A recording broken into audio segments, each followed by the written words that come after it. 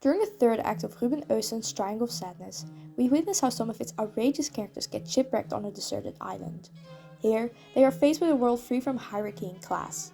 Abigail, a cleaner and toilet manager working on the yacht the characters had previously been vacationing on, quickly thrives in this new environment due to her knowledge on both survival and manipulation skills.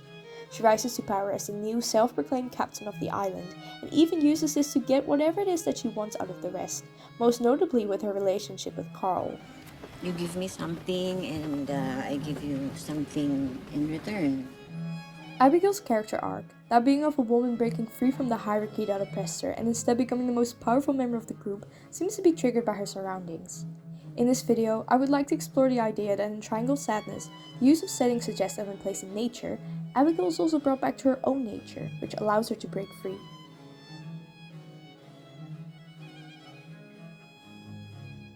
In conversation with the New York Times, Östlund speaks of three different worlds in Triangle Sadness, the first being the fashion world, the second being the yacht, and the third being the island. On the yacht, we catch a glimpse of Abigail when talking to Carl and Yaya about cleaning their room, in which she is disregarded by the couple and seen as a nuisance. We quickly forget about her until we finally see her again on the island, where she is clearly in her element and flourishes. Actress Dolly De Leon mentioned in an interview with Polygon that she came up with a secret backstory for Abigail, which allowed her to justify her actions on the island. She imagined Abigail to have grown up around the water in Cavite, a province in Luzon, and have been taught how to fish by hand growing up. When she was 16 or 17, she fell in love with the abusive son whose family she worked for. She eventually left the family whilst being pregnant, only to have a miscarriage.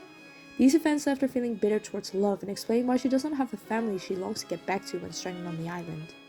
Rather, for the first time since the events of the movie started, Abigail is the one in an advantageous situation, as opposed to the rest of the characters. She's the only one who does not experience life on the island as being trapped there, which explains why she feels adamant about finding a way back to society or entering the resort that she discovers at the end of the movie. She even contemplates killing Yaya in order to keep this discovery from being revealed to the others.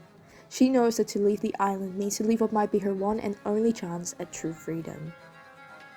This is not the first time in which we witness how characters break free from oppression through nature. In Brokeback Mountain, cowboys Jack and Ennis get to explore their sexuality for the very first time when shepherding in the Wyoming mountains, something which is not condoned by the society they live in, considering this movie takes place in the 60s. In Pixar's Up, the old Carl embarks on the journey of his life in South America after having been held back by both his age and the pain he experienced when losing his wife Ellie. Lastly, in Studio Ghibli's When Marnie Was There, we are introduced to the anxious and depressed Anna, who goes to live with her aunt and uncle in a small seaside town.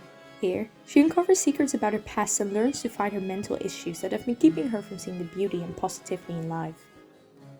In all of these movies, as well as Triangle Sadness, we get a glimpse of what true freedom feels like for different characters who have been held back in life, either by society or by themselves.